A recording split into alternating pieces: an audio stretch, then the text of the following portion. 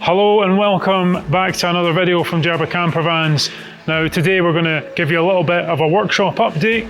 We had the workshop tour a couple of weeks ago showing you some of the vans that we had in. So we'll take you around those today and just show you where we're at with them now, show you the progress that's been made. And also Alan's doing a little bit of work on the leisure batteries in one of the vehicles down the bottom.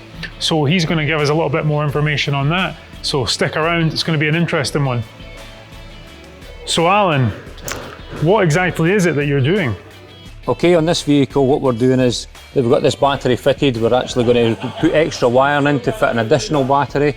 So we have 2 leisure batteries fitted to this vehicle. So does this battery system come on all Volkswagen vehicles?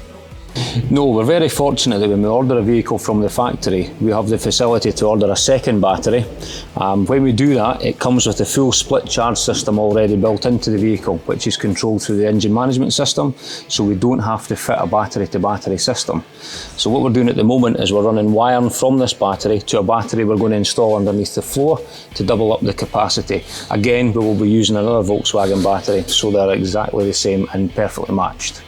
That's great. So does that mean that this battery system is covered by Volkswagen's warranty? Yes, it is. All aspects of this system are covered, including the battery, the split charge system, which is actually incorporated at the factory. So we don't actually fit any components here. It's all covered under the vehicle and full Volkswagen manufacturer's warranty. So this is a customer's own vehicle, which they purchased themselves, and as you can see here, there is no battery and no split charge system from the factory.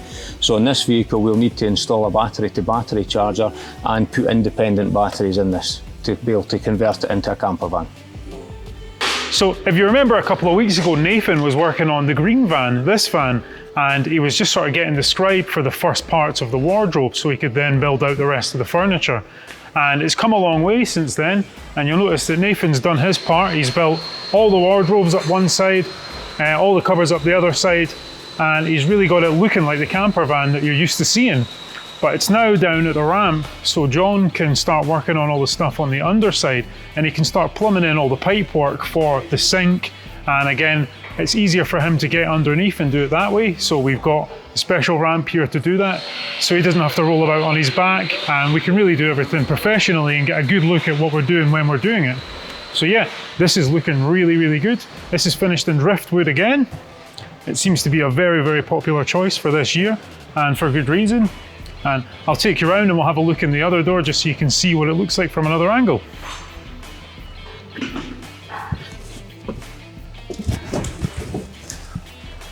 So you'll notice pretty much all of the carpentry work is done in this van.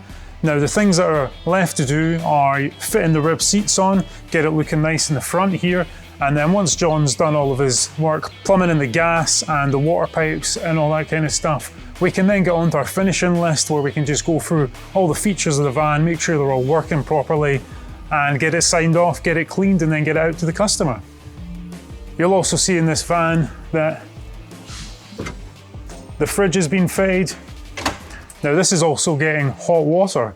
So the majority of John's time has been spent on this van doing what's called the Webasto Evo Top. Now it's a little bit more complicated of a system for giving you hot running water and also delivering hot air blown heating into the van.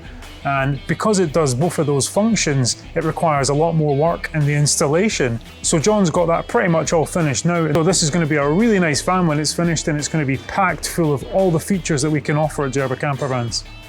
So the Evo Top used to be called the Thermo Top, but they've made a much more compact and efficient little system here. And I'll just give you a quick look at how John's fitted it underneath this vehicle just to show you just how neat it really is. And you can see he's got all the pipes and everything tucked into the original channels above the fuel tank, and it's tucked in a way. It'll eventually go under all of the plastic panels that run down the bottom of the van, so no dirt can sort of get into it and cause any damage. But yeah, it's a really neat little system, and great job on the installation, John.